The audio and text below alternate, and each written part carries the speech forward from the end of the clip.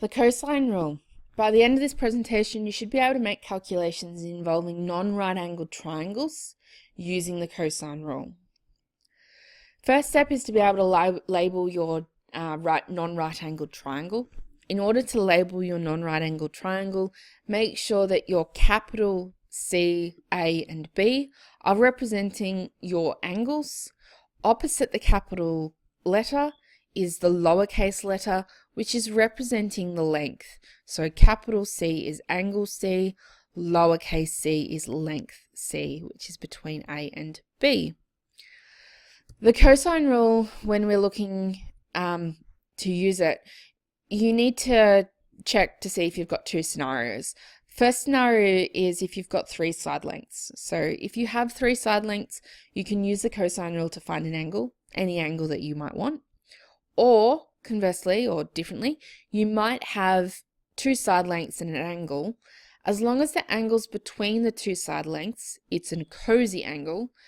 If this is your scenario, then we can say that you can use the cosine rule. So cozy angle between your two side lengths, cozy angle, cosine rule.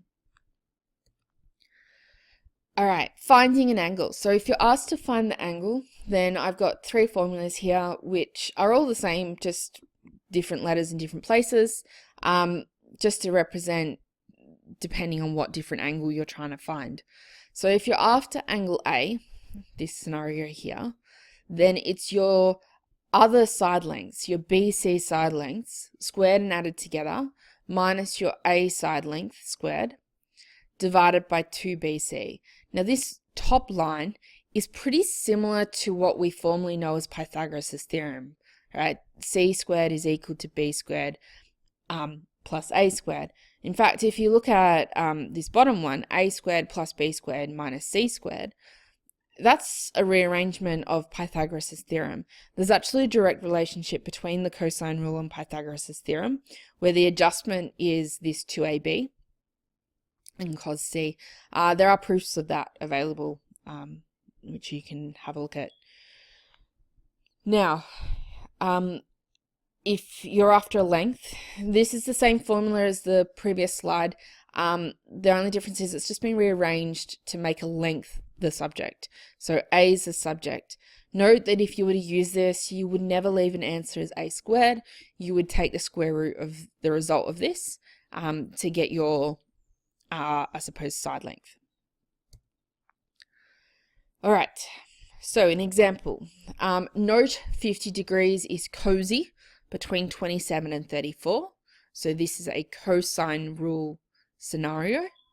And we're asked to find C correct to two decimal places in the triangle above. So I'm after a side length, which means that I'm going to use the C squared formula. So C squared equals A squared plus B squared minus 2AB cos C.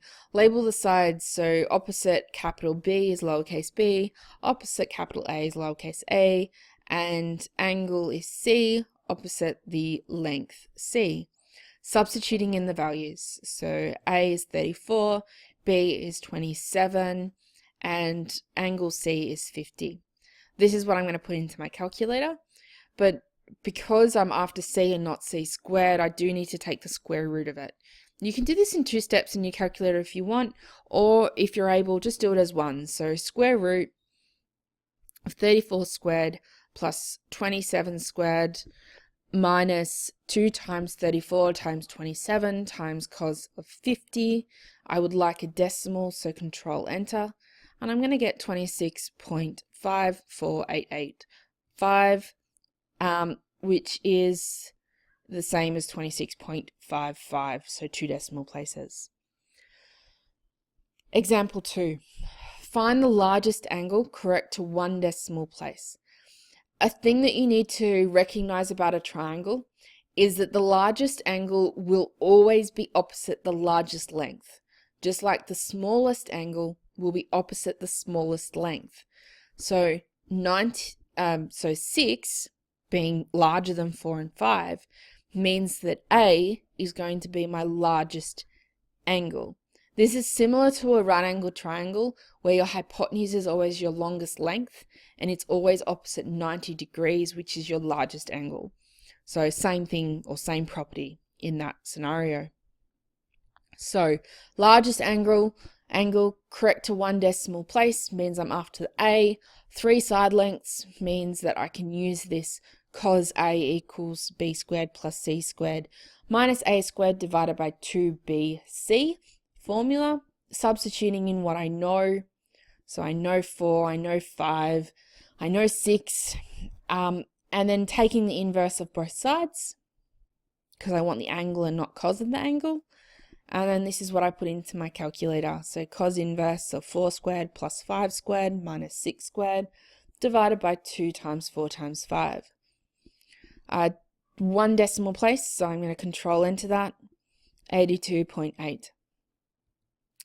This is an angle, so degrees associated with that.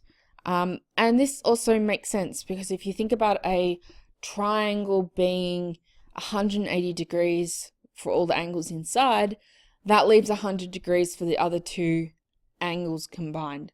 So between C and B, you'll have to have 100 degrees or just about 100 degrees, which means it's very likely that angle A is actually our largest, which it definitely is. If in doubt, calculate your other sides and look for the largest out of them. Example 3, it's a worded question. Again, highlighter is awesome. So a yacht leaves point A and sailed 15 kilometers to a point C.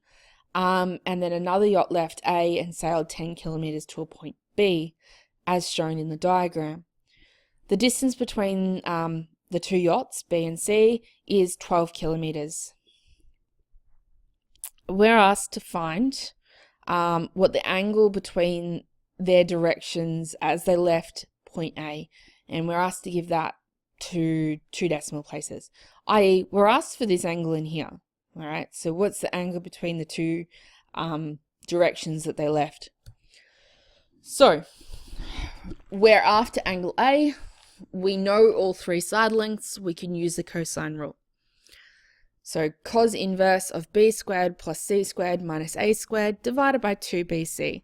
Substitute in the values that I know, and then put this one into my calculator. I want my answer to 2 decimal places, so making sure that we A, get a decimal as our answer, and that also B, we look at our rounding, make sure we don't have any errors. Do this, and I get 15 times 10, so 52.89, and this is a degree, so 52.89 degrees, red box the answer.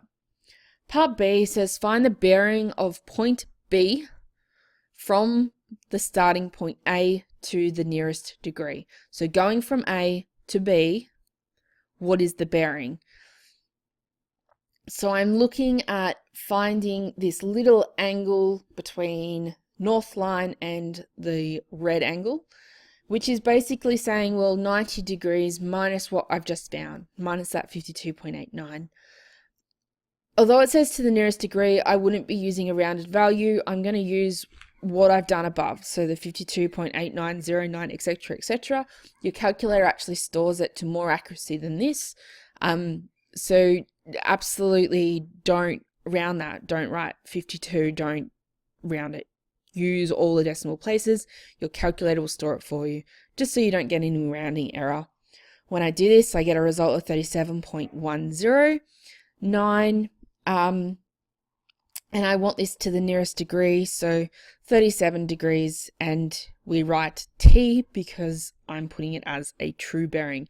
You could write this as a compass bearing if you wanted, so north 37 degrees east, that would be fine as well.